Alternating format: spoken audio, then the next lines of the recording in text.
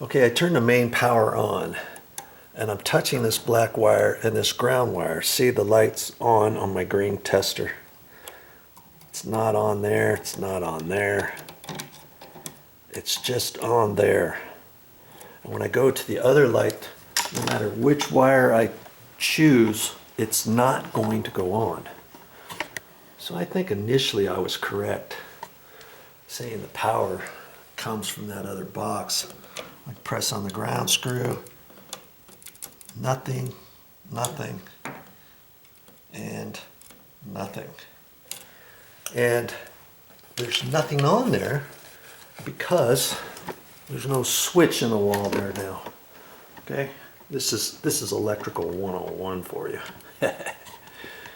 Okay, so I know the main power coming to those light switches is that wire. Oh, I gotta be careful with that. That's still on. I could touch that with my finger. Did you know that? I could touch that without getting shocked as long as I'm not touching something else at the same time. And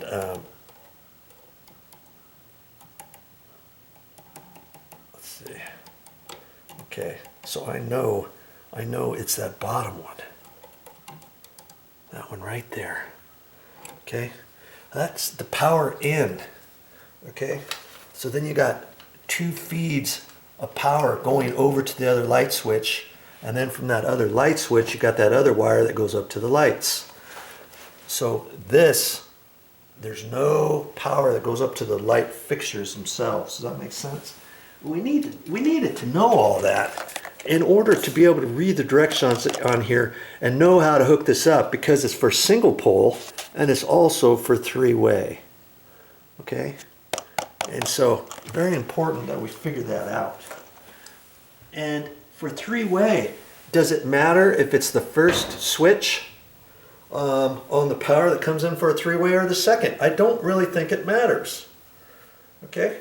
I'll have to read the directions on there and figure it out. I'm pretty sure it does not matter, but I'll get back to you on that one.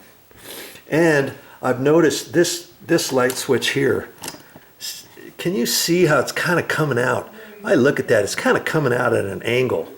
That's because it's tweaked. So I'm going to turn the power back off on this so that there's no power in here. There's two breakers I've got shut off, initially. One for there, one for here. This breaker's on. I'm going to turn this breaker back off. Then I'm going to unscrew this, pull it out so I can tweak it over and push it back in. Okay, I'm going to do that. Then we're going to look at this after that and make a determination how we're going to hook all of this up onto that dimmer three-way switch. Okay, so I remember that's the power coming into that box. And then you can figure out what is the power coming into this box by looking at that. And when I look back in there, I see that this black wire, you can't see this right now, but I can see it in there. This was the black wire that comes from that other box that powers this. This red and the black over here are going up to the light switch, or to the lights, the light fixtures. Okay, so we'll just have to kind of, well, I thought they were. Scratch this one. Yeah, like I said, three-way light switches, I have to really think about them a little bit and do investigating on them and stuff. So I know the power is that one. Okay. So then when it hooks into the light switch, these two get powered and they come over here to the light switch. Okay. And this black wire and the red wire come over here from that, and then it feeds this black wire here. Must be the power that goes out. Maybe that's why they had it a black screw on it. Maybe I'm not quite sure why. They used to do these differently when I hooked up three-way switches years ago in residential. They used to always have the red wire on this side. Okay, but it doesn't really matter.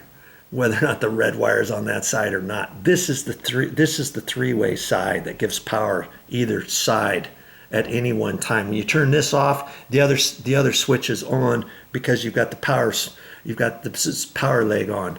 And so when you turn the light switch on, it's going to throw power to this black wire, and it's hooked up to a white wire, and those go up to here.